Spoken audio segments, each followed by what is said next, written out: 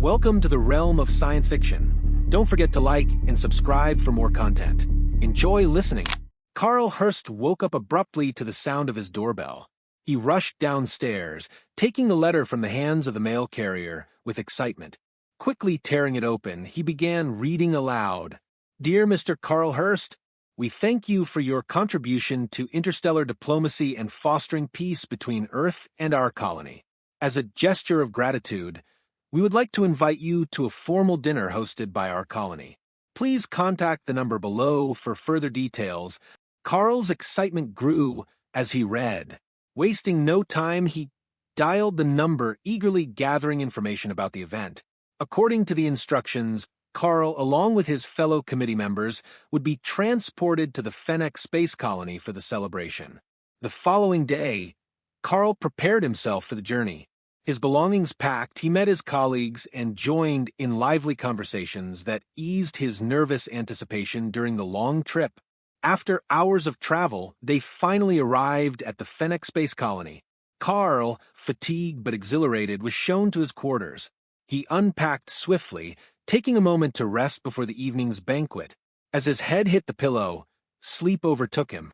The banquet hour approached and the dining hall buzzed with activity. Dignitaries from both Earth and Fennec gathered, taking their seats. However, Carl was conspicuously absent. Noticing this, a Fennec official approached Commander Xanter, the leader of the colony, and informed him. Commander Xanter, his sharp features hardened with displeasure, barked an order at one of the colony's servers, a young woman named Orcsina. Find Mr. Hurst. He is 2 levels below in his quarters. Bring him here immediately. Orcsina nodded, her pale lavender skin flushed with worry. Her long, silvery pink hair swayed as she hurried to Carl's room. Knocking urgently on the door, she finally roused him from his deep slumber.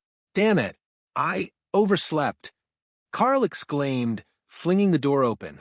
Mr. Hurst, Orcsina said in a soft but firm tone, I am here to escort you to the banquet. Please get ready quickly. Carl sighed. I'll be down shortly. You don't have to wait. But Orcsina shook her head. I'm afraid I must. Commander Xanter will reprimand me if I fail to ensure your timely arrival. Carl frowned at the obvious fear in her voice. Why would you be blamed for my mistakes? It is the way things are here, Mr. Hurst, she replied, her eyes betraying a weariness far beyond her years. Please, don't make this more difficult. Respecting her request, Carl dressed swiftly and followed her to the banquet hall. As they walked, he noticed Orcsina's delicate features, pointed elf-like ears, and the exhaustion etched on her face. It was clear she was under immense pressure. Upon entering the banquet hall, Carl offered a sheepish apology to the gathered dignitaries. Apologies for my tardiness, everyone. The journey took more out of me than expected. Commander Xanter fixed Carl with a cold glare. Mr. Hurst, punctuality and discipline are cornerstones of Fennec culture. This banquet is meant to symbolize unity, yet you seem indifferent to its significance. Tension crackled through the air. One of Carl's colleagues interjected, offering a polite but pointed response. Surely, Commander, some leniency is warranted. Humans aren't genetically engineered for perfection as your people are. Xanter's expression darkened. Precisely why discipline is non-negotiable here. The dinner resumed in strained silence. As Orcsina approached the table to refill Xanter's drink, her trembling hands caused a plate to slip and shatter on the floor. The sound echoed, drawing all eyes to her. Orcsina, Xanter roared, you disgrace us with your incompetence. How dare you disrupt this event? Tears welled in her eyes, but she bowed her head. I'm sorry, Commander. It won't happen again. See that it doesn't, he snapped, dismissing her. Humiliated, Orcsina fled the room. Carl clenched his fists, anger boiling inside him. Yet he held his tongue, knowing an outburst would only escalate matters. Later, Carl slipped away from the crowd and found Orcsina in a dimly lit kitchen, silently weeping. Hey, Orcsina, he said gently. Startled, she turned to him, wiping her tears hastily. Mr. Hurst, why are you here? I wanted to check on you, he replied. What happened back there was unacceptable. She shook her head. You don't understand. This is how things are here.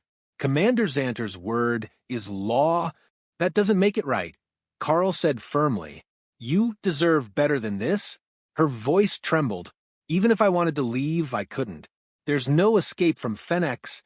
Carl stepped closer. I can help you. Come with me to Earth.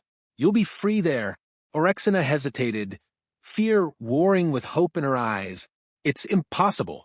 They'd hunt me down and you'd be punished for helping me. I'm willing to take that risk, Carl said. No one should live like this. She stared at him, her resolve wavering. Finally, she whispered, Okay, I'll go. Their plan was simple yet perilous. Carl would smuggle Orexina onto the transport vessel under the guise of earthly diplomatic arrangements. As they navigated the colony's labyrinthine corridors, Commander Xanter intercepted them. What's going on here? Xanter demanded, suspicion flickering in his eyes. Thinking quickly, Carl replied, Orexina was guiding me to a restricted area I wish to observe. Surely, you wouldn't deny your honored guest an educational experience? Xanter's eyes narrowed. Before he could respond, Carl's colleagues staged a sudden diversion, drawing attention away from the pair. In the ensuing chaos, Carl and Orexina seized their chance, slipping away undetected. As the ship ascended into the vastness of space, Orexina's emotions were a whirlwind of fear, relief, and disbelief. She wiped her tears and turned to Carl, who sat beside her, watching her intently. His expression carried both concern and determination. I can't believe we actually did it, Orexina whispered, her voice trembling. Carl offered her a reassuring smile. We did, and you're safe now. That's all that matters. Orexina nodded, though the weight of her decision still lingered. She glanced around the cabin, noticing the other committee members exchanging quiet words and assessing the situation. It was clear they were all shaken, but a sense of solidarity had formed among them. One of Carl's colleagues, Dr. Emily Carter, approached and sat across from them. Orexina, Emily began, her tone gentle, I know this is overwhelming, but we'll do everything we can to help you adjust to life on Earth. Orexina looked at Emily with gratitude. Thank you. I don't even know where to start. Your world, your ways, they're so different from Fenix. Carl leaned forward. You'll have time to figure it out. For now, just focus on getting some rest. The journey back to Earth was long but uneventful. Carl and Orexina spent much of the time talking quietly. Orexina shared stories about her life on Fenix, the struggles she faced as a new worker, and the oppressive culture that Commander Xanter had cultivated. Carl listened intently, offering words of encouragement and occasionally cracking jokes to lighten the mood. When they finally arrived on Earth, the atmosphere aboard the ship shifted to one of relief and excitement. As the vessel touched down at a secure landing site, a small group of government officials greeted them. Carl had prepared them in advance, explaining Orexina's situation and securing her asylum. Orexina stepped off the ship and took her first breath of Earth's air. The sky was a vibrant blue, the sun warm on her lavender skin. She paused, taking it all in, her heart swelling with a mix of awe and hope. Welcome to Earth, Carl said, standing beside her. What do you think? Orexina smiled, her eyes shimmering. It's beautiful. Over the next few weeks, Orexina began to settle into her new life.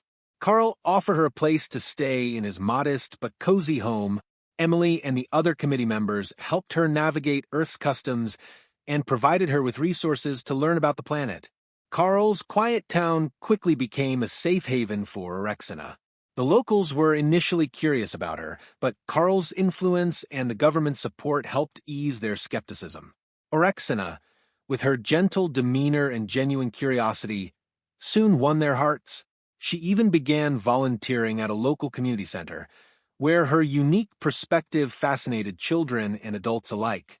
As time passed, Carl and Orexina grew closer.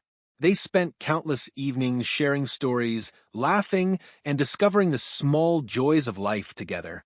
Carl introduced her to Earth's music, food, and films, while Orexina taught him about the traditions and arts of Fenix.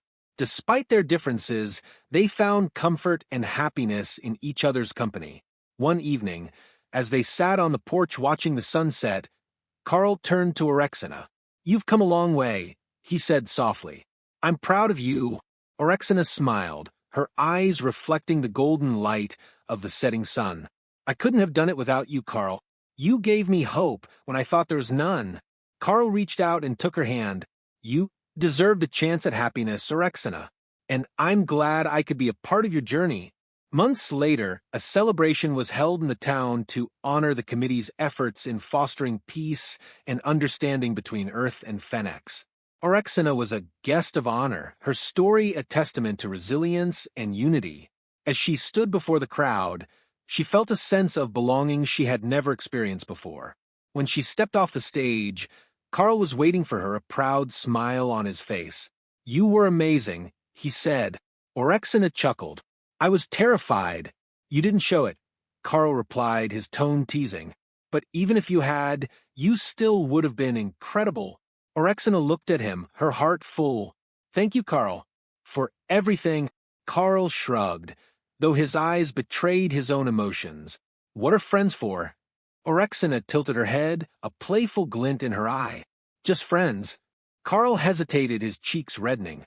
"Well, Before he could finish, Orexina leaned in and kissed his cheek. "I'm just teasing," she said, laughing softly. "But maybe more than friends someday?" Carl grinned. "I'd like that." From that moment, the dynamic between Carl and Orexina began to shift in subtle yet profound ways. Their bond, already strong, deepened into something undeniably special. They spent more time together, their conversations often flowing late into the night as they shared dreams, fears, and laughter. Carl found himself marveling at Orexina's unique perspective on life, shaped by her experiences on Fenix, while Orexina admired Carl's resilience and unwavering kindness. One chilly evening, Carl invited Orexina on a stargazing trip.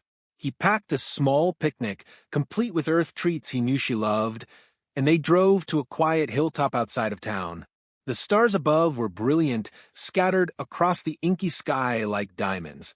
"This reminds me of home," Orexina said softly, her gaze fixed upward. "But here, the stars feel closer, warmer." Carl leaned back on his elbows, watching her as she spoke. "Maybe it's because you're not looking at them alone anymore." Orexina turned to him, her lavender cheeks darkening in a blush. "You always know the right thing to say." Carl chuckled. "I just say what I feel." For a moment, silence stretched between them, but it wasn't uncomfortable. It was the kind of silence filled with unspoken words and emotions too big to be expressed. Then, Carl reached out and gently took her hand. "Orexina," he began, his voice steady but soft, "I don't know where this will take us, but I do know one thing. My life's been brighter since you became a part of it. I care about you, more than I can put into words." Orexina's eyes glistened under the starlight. She squeezed his hand and smiled, a mixture of joy and vulnerability. "I care about you too, Carl. More than I ever thought I could care about someone." That night, as the stars bore silent witness, they shared their first kiss. It was gentle, tentative, and filled with the promise of a love that would grow stronger with time. Over the following months, their relationship blossomed. Carl introduced Orexina to every corner of his world, from bustling city markets to quiet countryside trails. She, in turn, shared her knowledge of Phoenician culture, teaching him phrases in her native language and introducing him to their art and traditions. Together, they bridged the gap between their worlds, creating a unique blend of Earth and Phoenician customs that was wholly their own. Their love became a beacon of hope for others. The locals, once skeptical of Orexina, grew to adore her. Her warm personality and willingness to learn endeared her to everyone she met. Carl's friends teased him endlessly about how he seemed happier and more energized than ever before. One summer evening, as they walked hand in hand through a field of wildflowers, Carl paused and turned to Orexina.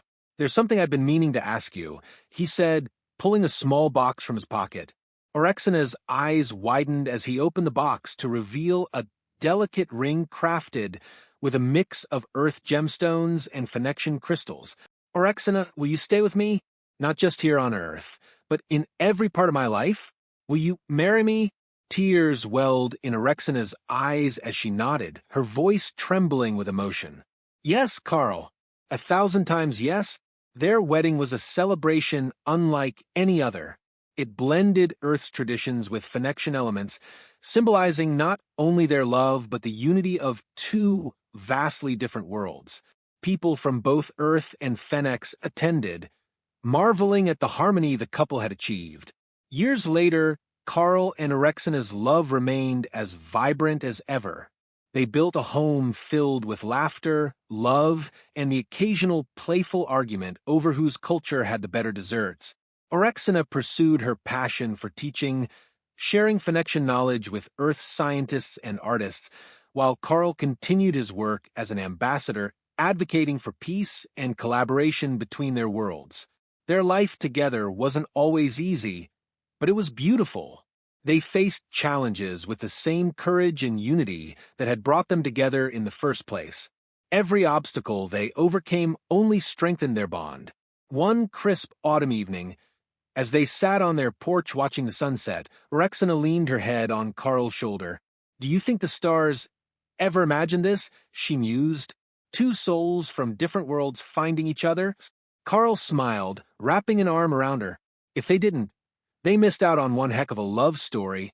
And as the sun dipped below the horizon, painting the sky in shades of gold and purple, Carl and Erexina held each other close, content in the knowledge that they had defied the odds and found a love that transcended the stars.